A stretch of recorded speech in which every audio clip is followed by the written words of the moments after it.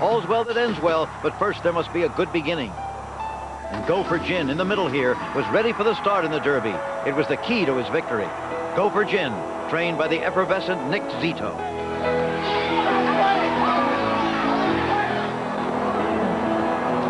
He was on his way to victory, but without the good start, the finish might have been very different.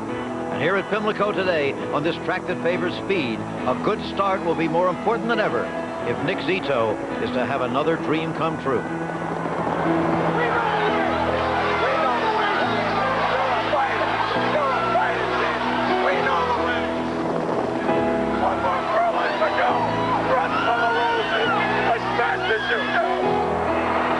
I love you, America. I love you. I love my kids. I love America. Oh, that's fantastic.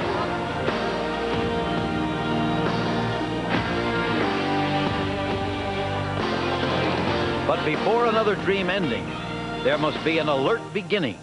From here, from the moment that gate springs open.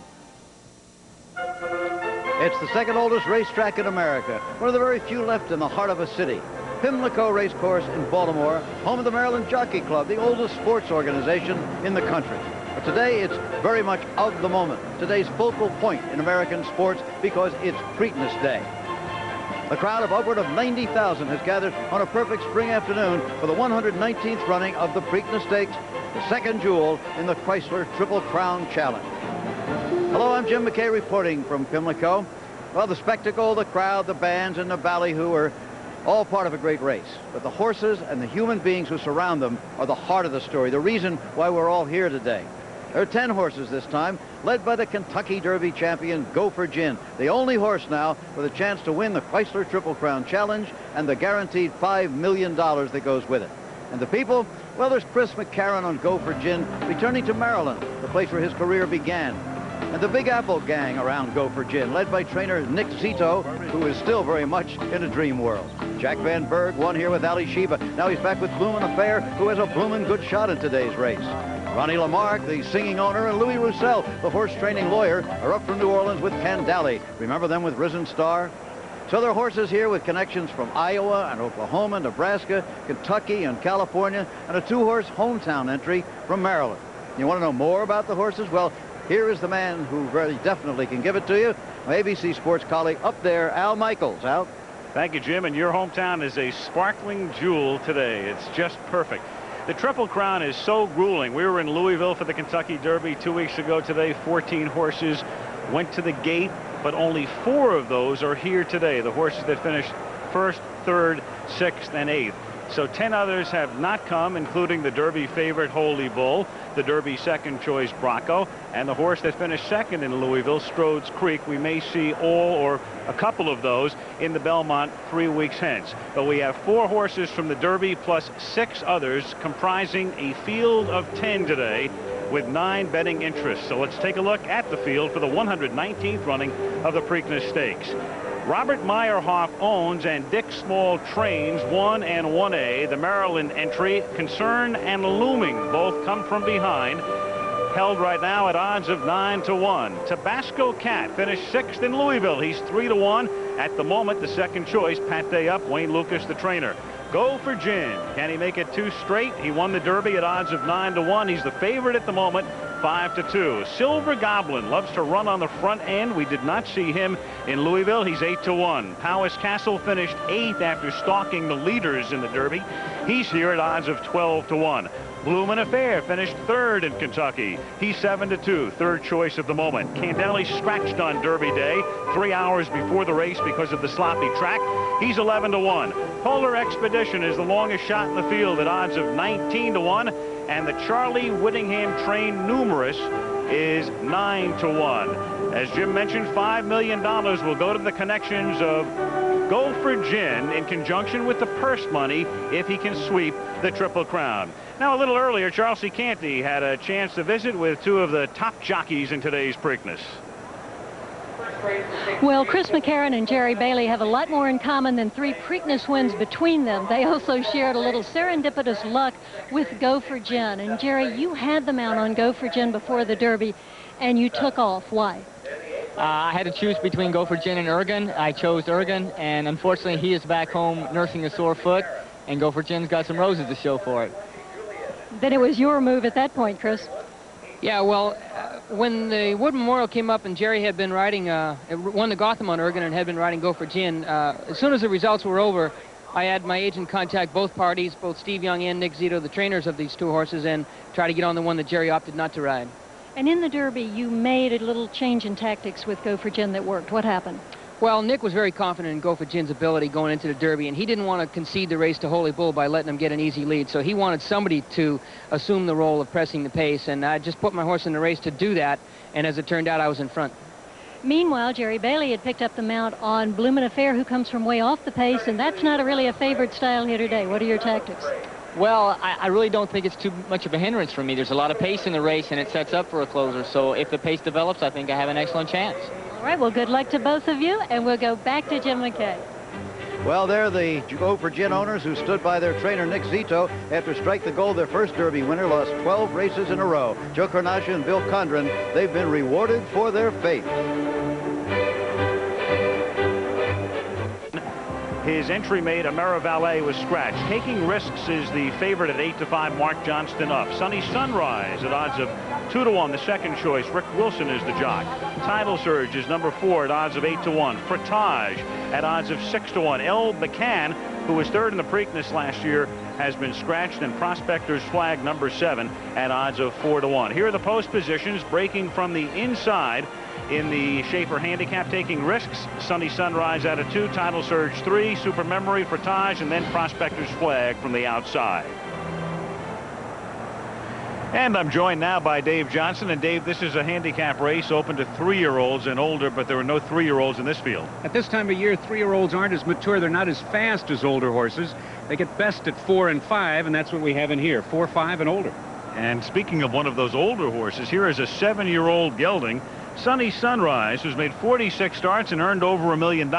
Sunny Sunrise has been out only once this year, Al. He was second in a good race to Pistols and Rosers. That's a good handicapping premise. Second after a long layoff usually improves in this spot.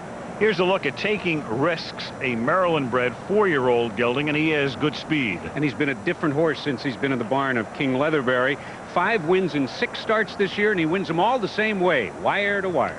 Looking for a long shot? Take a long look at Frottage. He's a 5-year-old. He's a closer. And from the Dick Small barn, Small is the trainer who has the entry going in the Preakness. And Taking Risks is the favorite, 8-5.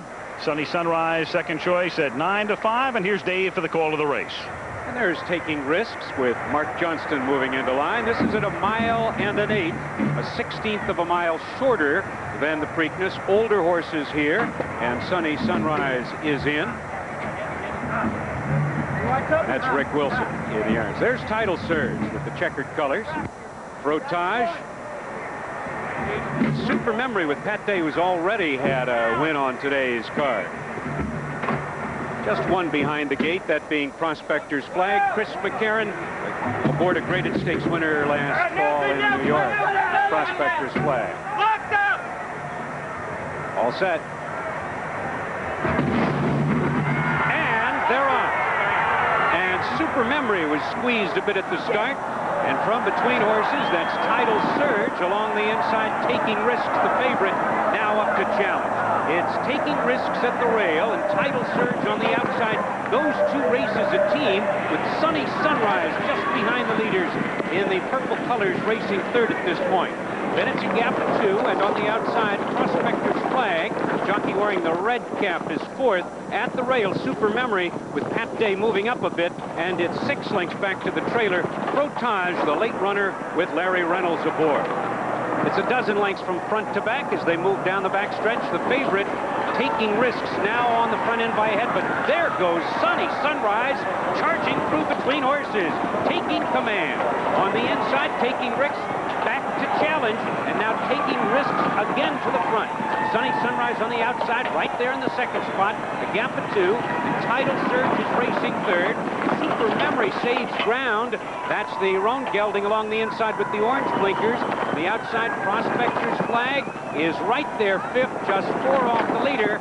And Frottage, a closer 6th. midway on the turn and heading to the top of the stretch. Taking Risks holds the lead by 3/4 of a length. Sunny Sunrise is second on the inside.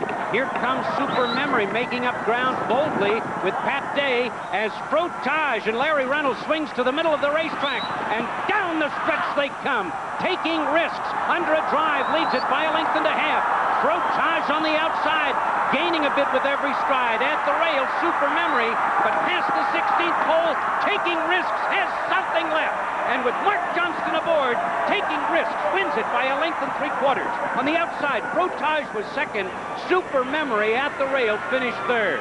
So it was Taking Risks, letting the speed go to the front, then stalking it, and then getting it, and coming home in 1:49 and 2 to withstand the late challenges through the stretch. Taking Risks, the unofficial winner in 1:49 and 2/5. Well, still to come, the 119th running of the Preakness. And in the backstretch, those 3-year-olds, including Go for Gin, the Derby winner. That's the appetizer we just seen. The main course is still to come. Stay with us. Number 3. Yeah, just leaned back a little bit, reared just a tiny bit at the start, but it's certainly the most important thing that is the start for this race. And Sunny Sunrise didn't quite get out very well, as you see the 3-horse. But here's your eventual winner, clear on the inside. Post positions drawn Millette, and Super Memory had been part of an entry. That was why he was out there. But here's Tidal Surge with Edgar Prado on the outside, and he let him take the lead, but taking Risks came on to get it back. And as they came through the stretch, Mark Johnston was urging this horse on, but they just couldn't make up the ground to catch him. And Taking Risks did it in a fine time, Al. 1:49 and 2, and King Leatherbury claimed him for $20,000, and since that claim, he has now recorded 7 wins in 8 starts, including a victory here in the Schaefer handicap. Second fastest stakes time for this race. Here's the complete order of finish. Taking Risks wins it by 2 over Frotage. Super Memory finished third. Sunny Sunrise, the second choice, was 5 back. Prospector's Flag, 12 back, and Tidal Surge was last, trailing the field by 13 lengths. Okay, that's the story of the Schaefer handicap. We'll concentrate on the Preakness now, and let's go back to Jim McKay. Okay, interesting that the horse who finished second there, Frotage, is owned by Bob Meyerhoff and is the son of Broad Brush, the same as the 2 horses that Meyerhoff has in the Preakness. And that's the big one. It's coming up, so stay with us. We have a lot to tell you about it. The Preakness horses, in fact, are almost ready right now to make that walk out to the racetrack and their destiny. Racing, you know, breeds improbable stories, and one such is certainly the story of Nick Zito, a city kid from Long Island who has emerged as one of the sport's greatest trainers. And who could tell us better about Nick than Nick? Strike the gold on the outside with Chris Antley taking command. Strike the gold, wins the Derby by 1.5 lengths. Nice work if you can get it, and you can get it if you try. On the road again. Just can't Some people, you know, if they're successful in the sports world, they ask them, you know, well, where you going? They say Disneyland. Well, I'm trying to go to Louisville. wait to get on the road again. Isn't this a lovely day to be caught in the rain? I was walking through the slop, and the track was real muddy, and it was the greatest experience I ever felt. I mean, my shoes were getting soaking wet, my pants were getting all dirty, but so were the other trainers, but I was loving it. It was great. It was a great feeling walking over there. And they're off. Go for Gin on the outside, leads it. Now they're in the stretch. Go for Gin, who's led from the start, has the lead. As fast as you go! And down the stretch they come. It's Go for Gin, digging in and holding on. He is going to win the Kentucky Derby. I love you, America. I love you. And I got to tell you something. You know, I don't know how I came up with that, but then someone told me that was with me, said that, don't you remember we heard it on the radio the night before, you know, Dan Fogelberg's song. And I don't know, it just, I guess that's how it just came in my mind the last 1/8 of a mile. I see your face in every flower. He's a gutty horse. If he was a young boy and 2 kids had the basketball, he'd want to get in the game. And that's what he wants to do. Very thought of you, my love. And it seems that suddenly I've become the happiest man alive. If the question is, am I as good as Charlie Winningham? No. Am I as good as some trainers that haven't won the Derby? No. Am I better than a lot of trainers? Yes. But, no, before honors humility, and I got a long way to go, and we'll see what happens. The wit and wisdom of the understated, phlegmatic Nick Zito. There's the barn area, and the horses are on their way, including Go for Gin, going for the Triple Crown. It's going to be a great afternoon here under cloudless skies at Pimlico.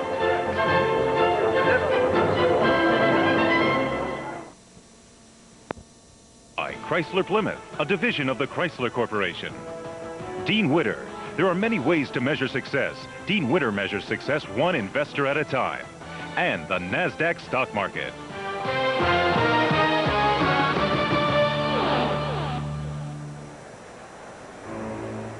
Back at Pimlico in Baltimore, and let's take a look at the odds again. And in order of betting preference, we have tri-favorites right now. Go for Gin, Bloomin' Affair, and Tabasco Cat are all 3-1. Numerous is 8-1 as the horses make the walk over to the track. Silver Goblin at 9. Candale is 10-1. Powis Castle at 11-1. The Maryland-based entry Concern and Looming 11-1. Polar Expedition is the longest shot on the field, 18-1. Let's check in again with Dave Johnson. Have you ever had that New Orleans gumbo? It is quite a mixture. You start with a rich base, and then you add a lot of sauce and a lot of spice. Well, it sounds like Louis Roussel and Ronnie Lamarck, who along with Roz Cole own Candale, a long-striding long shot who is now 10-1. Louis Roussel and Ronnie Lamarck are the same owners who won 2/3 of the Triple Crown in 1988 with Risen Star. But it has been a very tough and bizarre year for Ronnie Lamarck. His wife was indicted in a plot to have him killed, and she was later involved and later indicted. Through it all, though, the racetrack has been the haven for Ronnie, and he still has something to sing about. Runs fast, looks fine. Runs fast, looks fine. Preakness bells are gonna chime. Risen Star with Eddie Delahousie shows the way by a length and a half. Risen Star wins the Preakness by a length. Star's gonna win the Belmont to New York, New York. Talk to all those people down in New Orleans. Risen Star was the champion. I'm back with kind of like a pretender. He's got to prove himself. Alley, as he's known at the barn, stamped himself a top racehorse when he came from last to first in the Louisiana Derby and started to attract an audience. Alley dances and the audience applauds. So with credentials and hope, Ronnie, Louis, and Candale headed for Kentucky. And when these guys go on the road, they take New Orleans with them. Mardi Gras comes to Churchill Downs. But there is no rain date for the Kentucky Derby. The track, with the consistency of a weak Burgoo, was politely labeled sloppy. Ronnie wanted to run. Louis didn't. I roll the dice. Louis is a guy that owns the dice. I'm glad that they finally agreed with me and allowed me to have the right to scratch him, because I thought I did what was best for him. And I'll always try to do what's best for him. He's my pal. Him and I are pals. I've got to watch out for him. He's my buddy.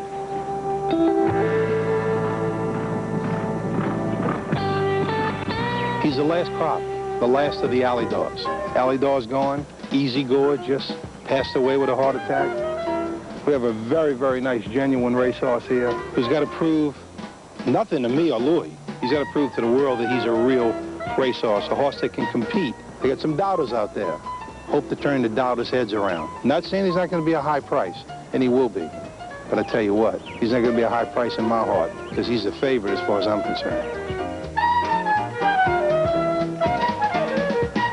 And this past Thursday, Ronnie Lamarck was singing again. He was at the Triple Crown Ball, and he was performing with members of the Four Tops. Now today, after the Preakness, will he be singing a prediction for the Belmont Stakes or the Blues? I guess we'll have to find out. But right now, let's go and join Charles C. Canty, who's with one of the trainers of the 3 favored horses. Well, when Hall of Fame trainer Jack Van Berg leads a horse over for the Preakness, he means business. His 4 previous starters all picked up a check, and Gate Dancer and Ali Sheba were winners. And Jack, you've been pretty confident about Bloomin' Affair all week. I've been awful high on this horse, Chelsea. He's done so good. You know, we got set back about 10 days in California when we first won the start. So it was just a little bit of catch up all the way through. We burned his heels in Arkansas. And after going into the Derby, we were just a little bit tender. They didn't hurt him, but they weren't like I wanted them. He's come up here and he's really blossomed. And we got to work in him up here. I just went easy, but he's awful good right now. And he's got a lot of speed to boot. Bloomin' Affair has never won a stakes race, but let me remind you that neither had Gate Dancer ever won a stake when he ran one of the fastest Preaknesses ever. Back up to Al. Thank you, Charlie. He's 3-1 right now. The second choice, just $3,000 fewer bet on him than on the favorite at the moment, Go for Gin. Coming back to Baltimore in a moment. One of the newcomers, one of the 6 in Candali. There are all some newcomers in the jockey ranks. 5 of the jocks today have never ridden in the Preakness, and there they are. Garrett Gomez rode Southern Rhythm in the Kentucky Derby, and Brent Bartram used to ride Powis Castle, was 3 for 3 on him. Then the horse was sold. The new owners went with a higher profile Chris Antley. The trainer, Rodney Rash, did not like that ride, so they bring back an old friend and see if he can make a difference. Let's take a look right now at some of the other newcomers. Concern is part of the Maryland-based entry, and Dave, he's a horse who won the Arkansas Derby with a very bold move. Sensational last to first finish. He needs a fast pace up front, though, in order to kick in. He's had 4 weeks rest. He could be dangerous. Now, his entry mate Looming, it always helps if you have a front runner and a closer, but these 2 horses run exactly the same. Looming, like Concern, comes from behind. But he does have the home court advantage. His last 2 here at Pimlico have been excellent, so you have to give him some special love. Charlie Whittingham brought Strode's Creek to the Derby. Now he rests him, and there is Charlie Whittingham at age 81. This time he brings Numerous, a horse that won the Kentucky Derby trial a week before the Derby itself. Al, this is the best bred horse in the field, if not one of the best bred horses ever, by Mr. Prospector out of a mare who was the daughter of an English Triple Crown winner and a multiple stakes winner herself. But they win these races on the racetrack, not at the breeding show. And he'll have to break from the outside. We'll have the post positions for you before the race. Let's take a look at Polar Expedition. He won the Jim Beam at Turfway Park, turned in a clunker in Illinois, and a horse with a lot of speed. He's a little Illinois gelding, and he's won 7 out of 10. But if he doesn't get his own way, he doesn't win. Polar Expedition must be on the front end. Another horse on the front end clearly will be this one, Silver Goblin, and the only question is, can he go a mile and 3/16? Well, he went a super workout on Sunday morning, and he has 4 weeks rest, and it looks like the best of the front runners. Maybe he should be named Silver Bullet. All right, we've been taking a look at the newcomers, both horses and jockeys, but some old guys as well. How about that quintet? That fivesome has combined to win 16 Triple Crown races.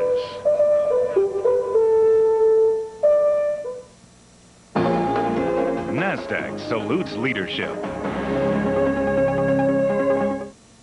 The come-from-behind victory of Pine Bluff in the 1992 Preakness Stakes gave owner John Ed Anthony and trainer Tom Bohannon their first Preakness win. 45 years had gone by since either an owner or a trainer had won 2 Preakness Stakes in a row, but Anthony and Bohannon would break that streak.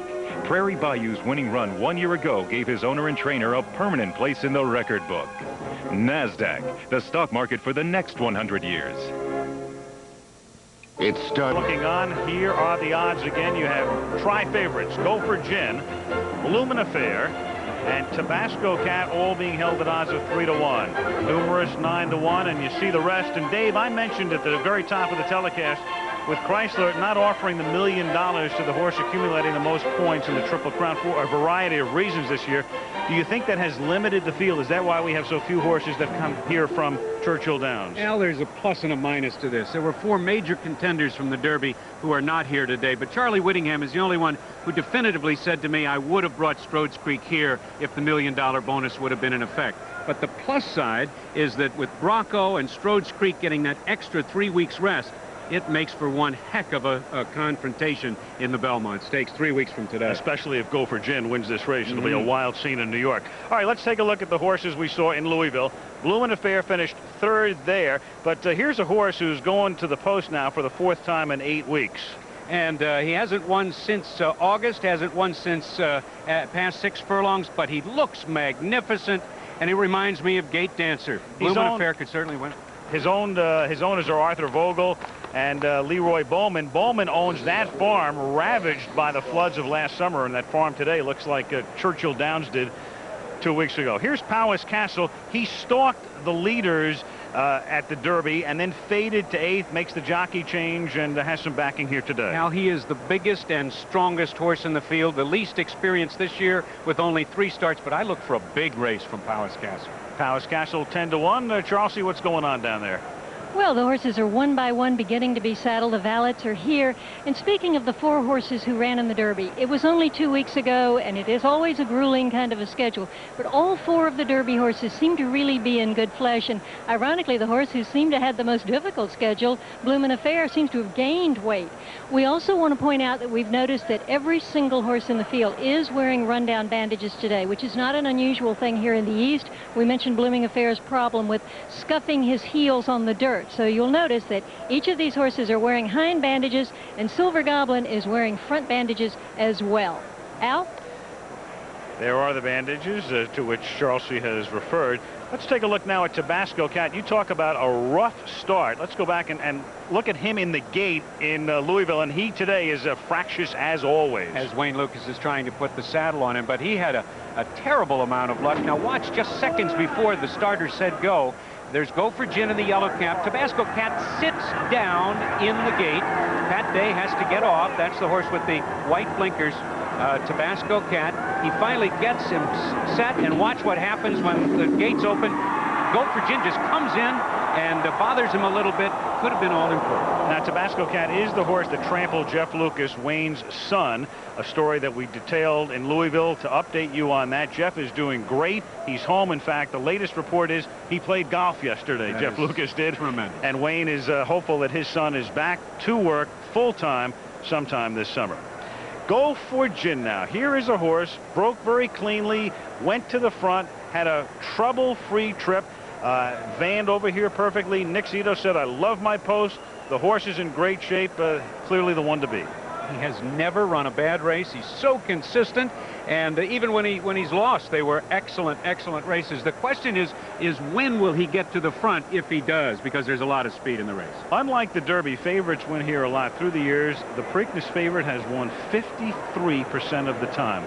You, sir, are picking which horse? I'm picking Silver Goblin. I like the way he leans into those turns. I think he'll do very well. I like him on the front end. And you? I think Tabasco Cat had everything go wrong that could have gone wrong. I look for a clean break today, and I think Tabasco Cat wins the Preakness. Charlesy, your pick.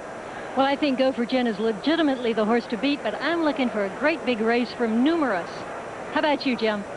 Well, Charlesy, when the speed is faded and the others have made their bids, I look for Jack Van Berg to join us here on the cupola as the trainer of Bloomin' Affair, this year's Preakness winner. My exacta is 6-3-1. A week ago last Thursday at Claiborne Farm in Kentucky, racing lost one of its finest competitors, Ogden Phipps's Easy Goer. He died suddenly while being shown to some visitors at the young age of 8. He was a champion at 2, the losing Derby favorite at 3, and the greatest race I ever saw anywhere, anytime, was his battle in the Preakness with his great rival, Sunday Silence. It was right here, as Dave Johnson described it.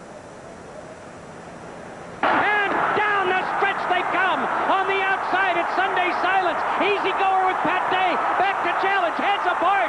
Easy Goer on the inside with a slight lead. On the outside, Sunday Silence. The rest of them far back. Here's the finish of the Preakness. Sunday Silence and Easy Goer. Photo finish. Noses apart. I can't tell. But in the Belmont, Easy Goer finally had his day. It's Easy Goer for the furlong to the finish in front by 5. Sunday Silence appears beaten down the stretch, and it's Easy Goer with Pat Day winning the Belmont and denying Sunday Silence the Triple Crown. Now he rests. No more races, no more cheers, no more future champions to be sired. What a loss to racing.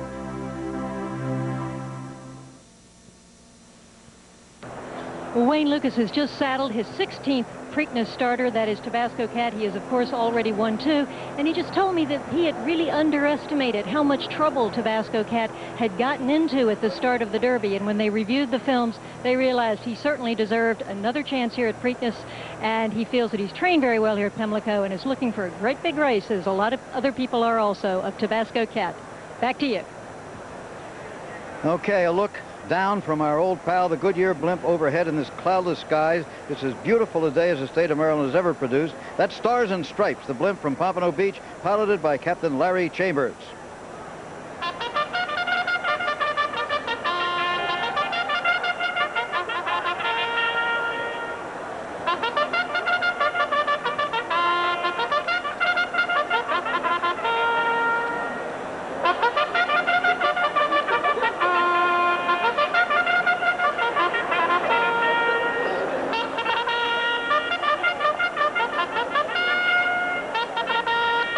Okay, just about time for riders up.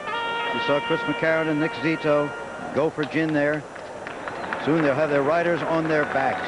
We'll be hearing Maryland, My Maryland by the, there we go, with Concern of the Meyerhoff entry, ridden by Garrett Gomez. Winner of the Arkansas Derby, came from 25 lengths behind. There is the Derby winner, the only horse with a chance for the Triple Crown, Go for Gin. Does he like a dry track? He's run very well on dry tracks before. He's not just a mutter by a long shot. So the band standing by, the Baltimore Colts marching band, which has stayed in existence for 10 years since the team left town, and now they're going to be the official band of the Baltimore CFL Colts. But the race is the thing. There is Polar Expedition, Kurt Bork, the jockey. Quiet, a hush over the crowd right now. It's been alive and buzzing and cheering for the other races, but this is the moment of anticipation. There's Tabasco Cat with Pat Day on his back. And there is Candeli from Louisiana. Ladies and gentlemen, Cajun, let's welcome the field for the Preakness Stakes. And now, under the musical direction of Mr. Rick Huff, the Baltimore Colts will now play Maryland, My Maryland.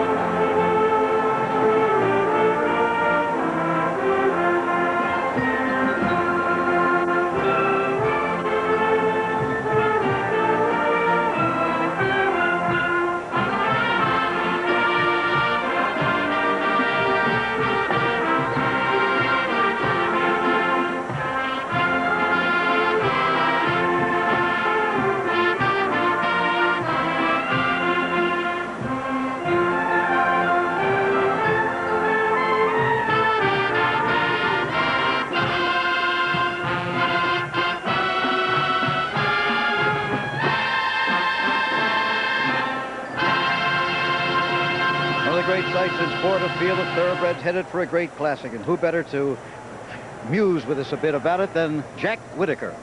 Thank you very much, Jim. How quickly things change in thoroughbred racing. That's especially true of this tortuous trail called the Triple Crown. When we all left Louisville 2 weeks ago, we looked forward to a Preakness that would have 5 or 6 of the Derby horses again challenging Go for Gin. But one by one, most of them defected, and so we have a Preakness with a brand new look. And some of the new horses may have a lot to say about the outcome of this race. I still like the Derby winner, however. I got a horse can win. His name is Go for Gin, and in the morning line, he still looks fine, can do. Yes, I like Go for Gin, and so would Frank Lesser. But being a prudent bettor, I would box him with Tabasco Cat. Jim? Love the words, Jack. In regard to the music, don't call us, we'll call you. Okay. All right, here is Concerned. It's time to go down now. Charlesy, what about the tactics in this race? First of all, of course, the post parade. The entry of 2 Maryland-bred horses, both sons of Broad Brush, who finished 3rd in the Derby and the Preakness for the same team. Number 1, Concern, the surprise winner of the Arkansas Derby. He comes from way out of it. Stablemate number 1A, Looming, has won 4 of his last 5 for trainer Dick Small. He'll be guided by his regular rider, the talented female jockey Andrea Seefeld. Number 2, Tabasco Cat, the Wayne Lucas entry. Despite his 6th place finish in the Derby, as you saw, he has considerable betting support with Pat Day aboard. Here is the Kentucky Derby winner, Go for Gin, number 3, the only horse with a chance to become the 12th winner of the fabled Triple Crown. If he wins today, all of New York will be waiting for him at the Belmont. Number 4, Silver Goblin. He blew into Baltimore like an Oklahoma windstorm with a workout that had people checking the accuracy of their watches. He should have at least the early lead.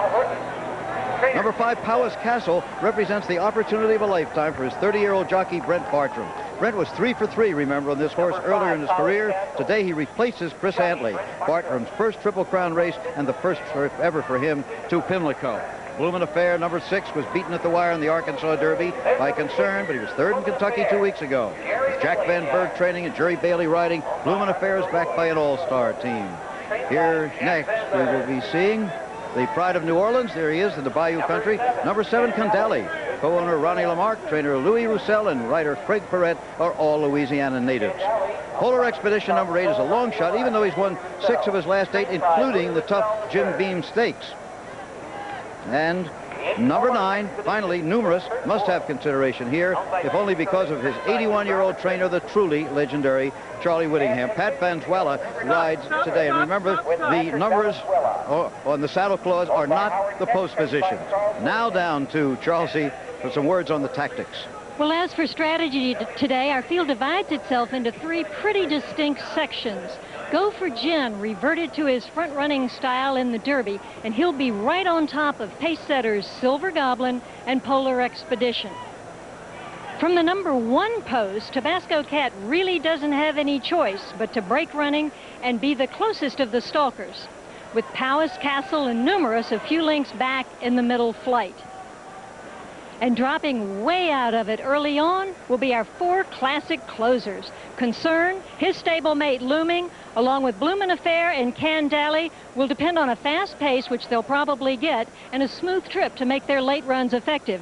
The Preakness may be synonymous with early speed, but as Prairie Bayou reminded us last year, don't rule out those closers. Jim? No question about it. It could be anybody today. Another look at Pimlico, upwards of 90,000, including about 80 in the infield, and we'll be back. McCarran, it'll be a return to the place where it all began.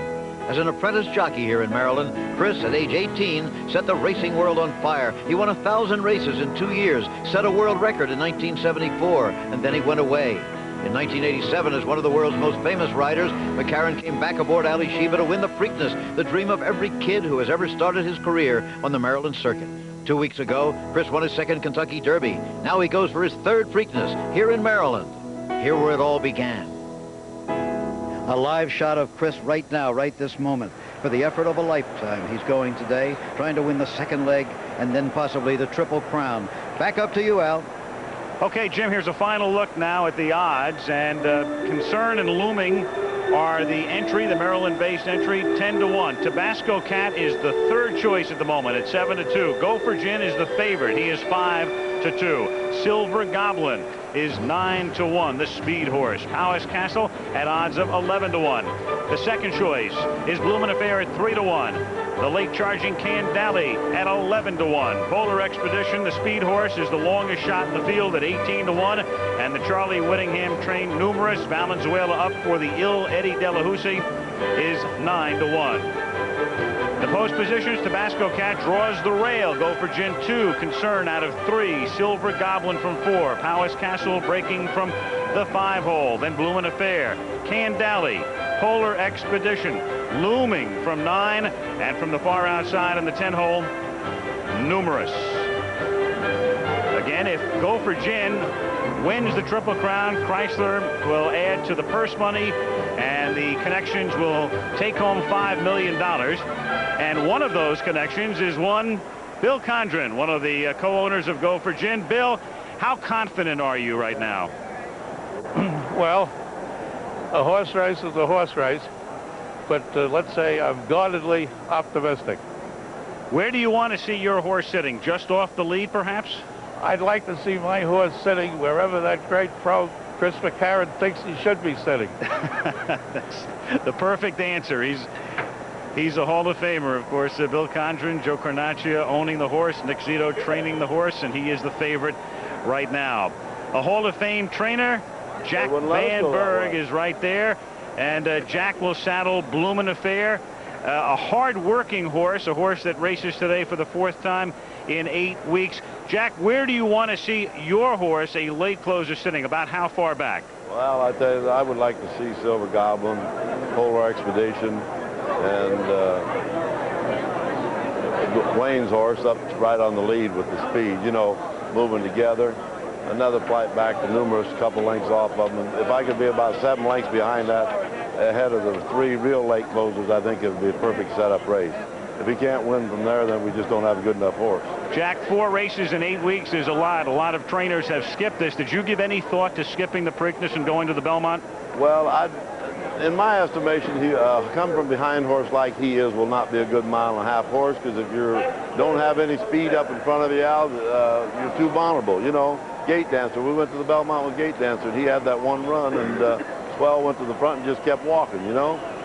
So the Belmont's not really one of our objectives. We'd rather run in here. I give him a lot of foundation. He had a lot of time under him. He's held his weight. In fact, he's picked up a little weight since the Derby. And I don't think we've hurt him a bit. I would rather run in this race and then give him time afterwards. Okay, Jack, you know your way to the winner's circle. Thank you very much, and good luck to you. Thank you, Al. Let's get a word with Ronnie Lamarck now, one of the owners of Candali. Candali scratched on that gooey track in Louisville, and this, I'm sure, Ronnie, is much more to his liking today. Al, he's very, very fresh. He had 2 59 and change works, one at Churchill, one here. Louis has done everything he could with the horse up to this point. The groom has done his best. Our exercise riders did a magnificent job. I've been holding back the crowd with the entourage of singing and all the hoopla. And now the path has to be led by the Holy Spirit and Craig Perret. It's in his hands, and I'm going to tell you something, guys. I thought I was going to win the Bluegrass by 5, and it was very disappointing to lose that race. I'm throwing the race out, and I look for Candali to win today. Okay, Ronnie, thank you. Good luck to you. For the call now, let's go up to Dave Johnson. Tank's Prospect holds the stakes record, Farm Away the track record, and there's the Derby winner. Go for Gin with Chris McCarron moving into the starting gate. A long run to the first turn. And there's half of the entry. Concern. Garrett Gomez aboard. Silver Goblin, a lot of early speed. Dale Cordoba riding his first race at Pimlico. Powis Castle, 8th in the Derby, trained by Rodney Rash. There's Bloomin' Affair. I think Bloomin' Affair's best race was when he finished 2nd in the Arkansas Derby.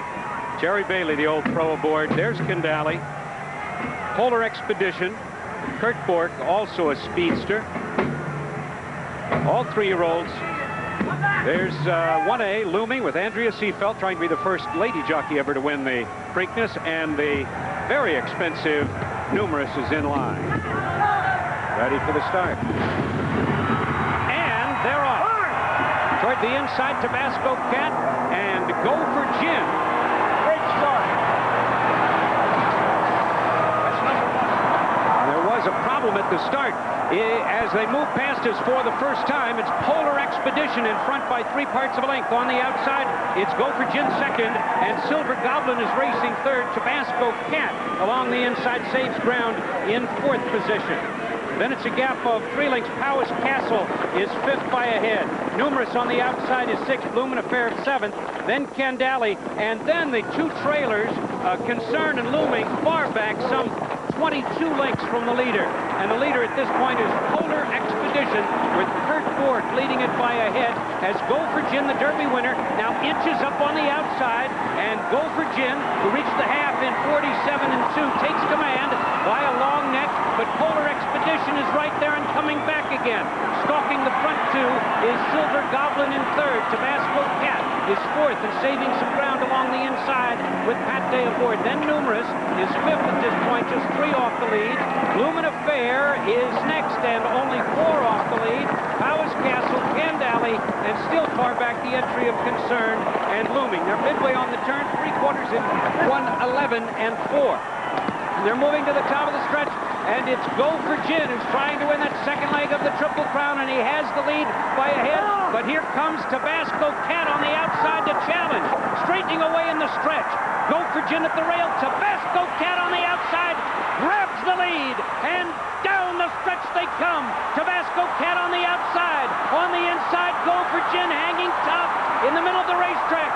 Concern is closing stoutly, but in deep stretch, it's going to be Tabasco Cat, trained by Wayne Lucas, winning it by 3 parts of a length, and winning it for Jeff this afternoon. On the inside, Go for Gin finished second in a big effort.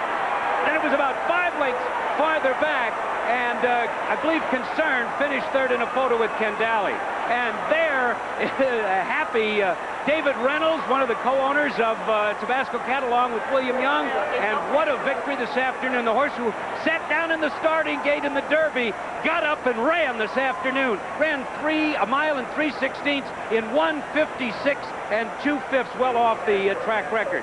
And there is Go for Gin, denied the Triple Crown this year, but a big effort finishing second, again with a lot of speed. Nick Zito there getting some congratulations and a pat on the back by one of the owners of Tabasco Cat. So that's the unofficial story.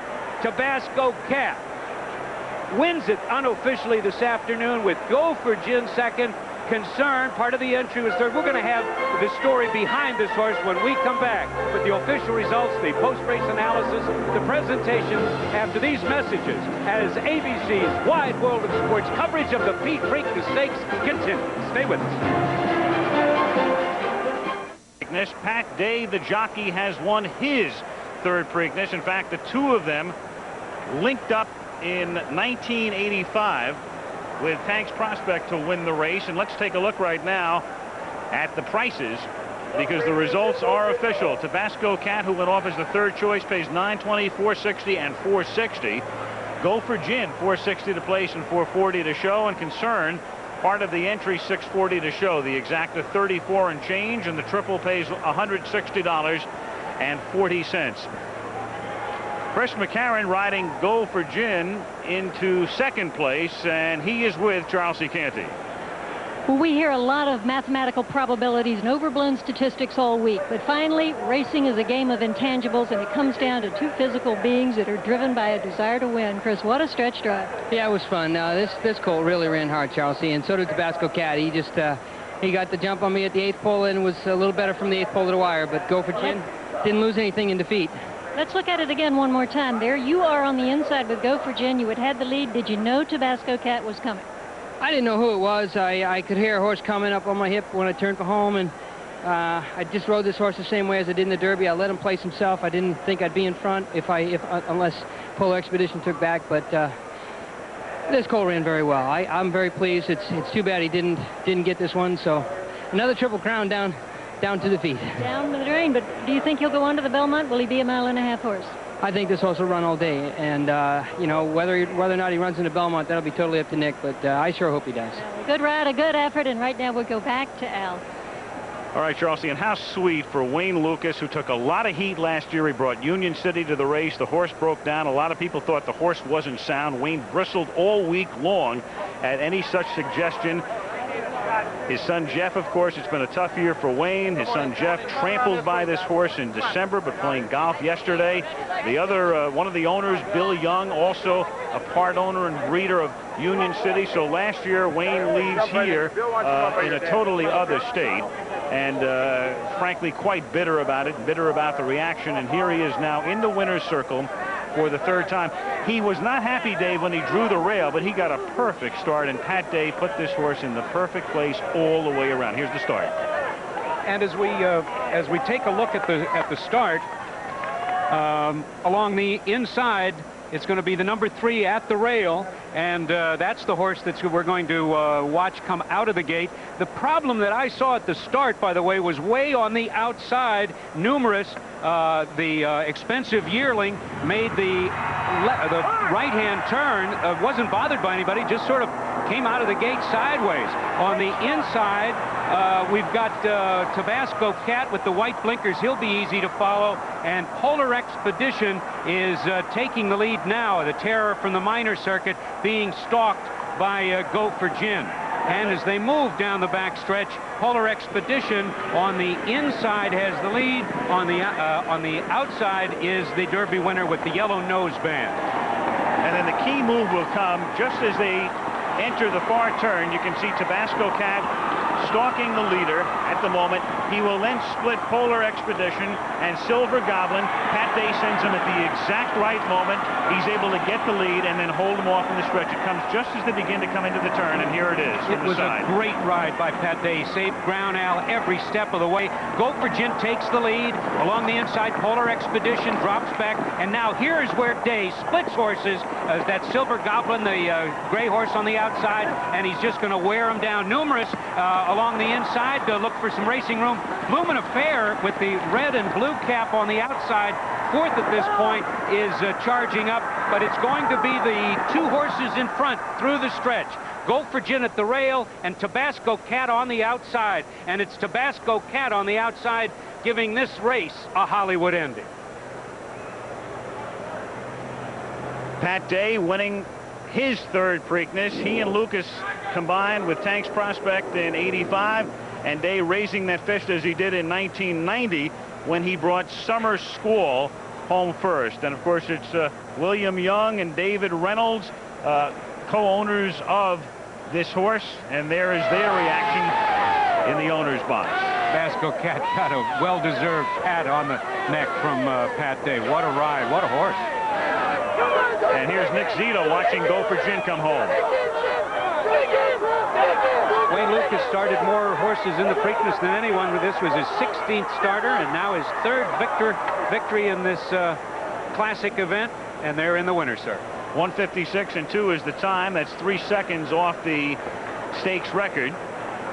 They went 6 furlongs and 1:11.4, and at about that point, that's when Day took him between horses, brought him to the front, and held him there for a victory by 3 parts of a length over Go for Gin. Concern winds up 3rd, 7 back. Then Candale late charging, but too little too late. Numerous after that wide start finishes 5th, 9 back.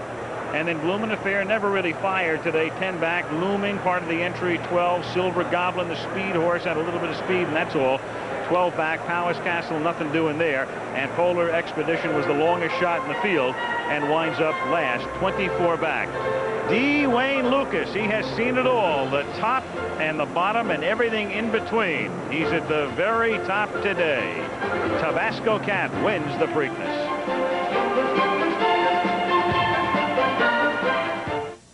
Greatest rivalry in thoroughbred racing history, affirmed in Alydar.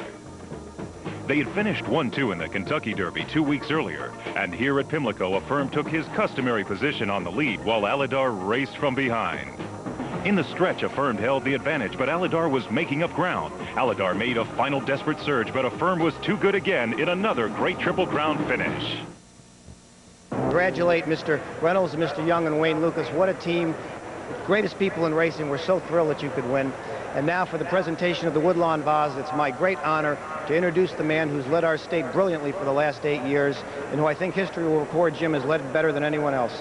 Our outstanding Governor, William Donald Schaefer. Governor. Thank you. Thank you, Mr. McKay. And Joe, don't leave. The great man as far as racing in the state of Maryland, saved racing for us, made this day perfect. And incidentally, he called the weather for today.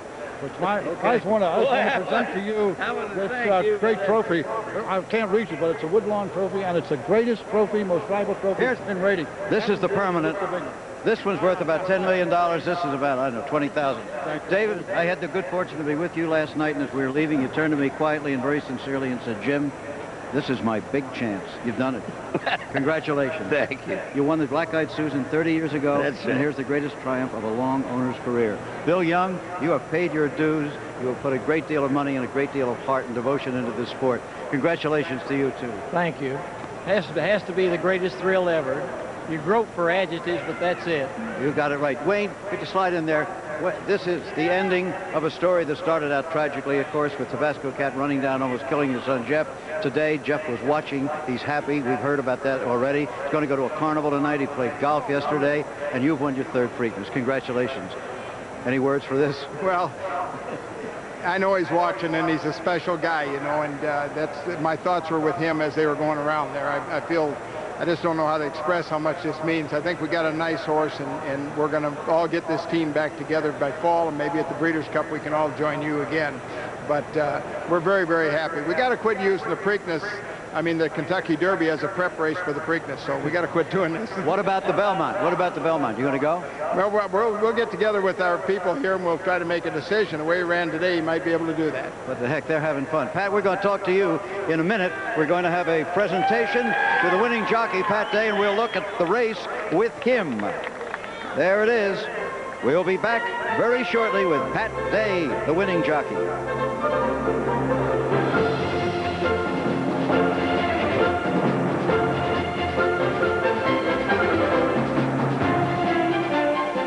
David Reynolds, co-owner of Tabasco Cat, the winner of the Preakness. Now over to Jack Whitaker, and we'll be back with Pat Day.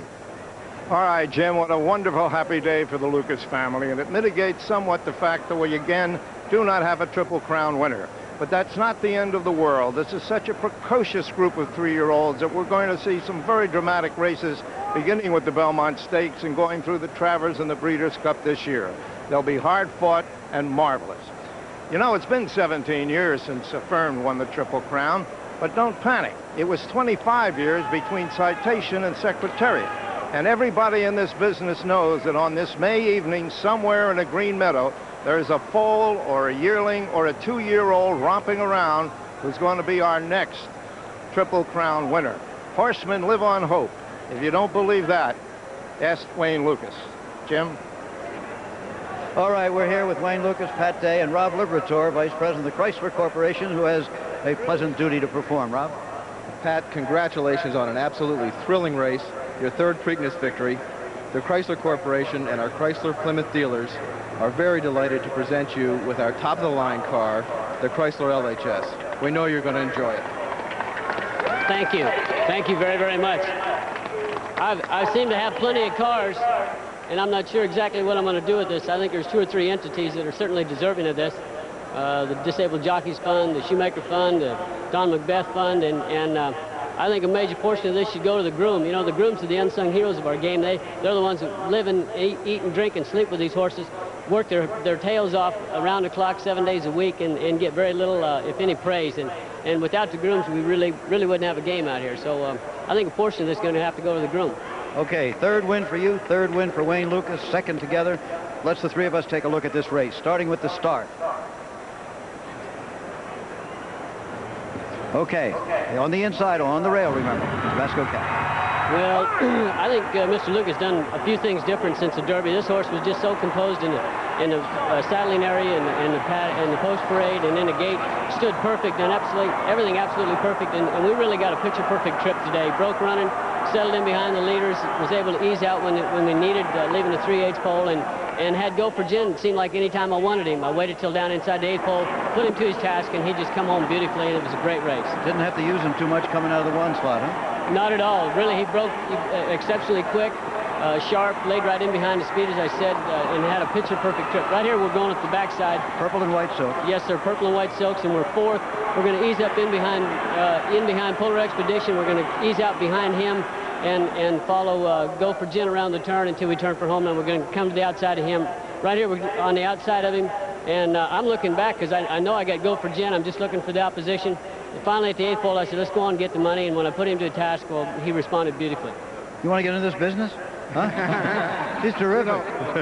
Well done. Tabasco Cat winning over Go for Gin in a marvelous Preakness Stakes. Now, Wayne, you heard the jockey story. How'd you see the race? Well, we were talking earlier, and I said to Billy Reed of Sports Illustrated, I said, you know, we talk about this all week, but it very rarely turns out like we planned it.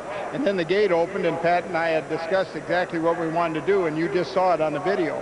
You said you didn't like the post position. Worked out all right. I have a tendency to cry a little bit.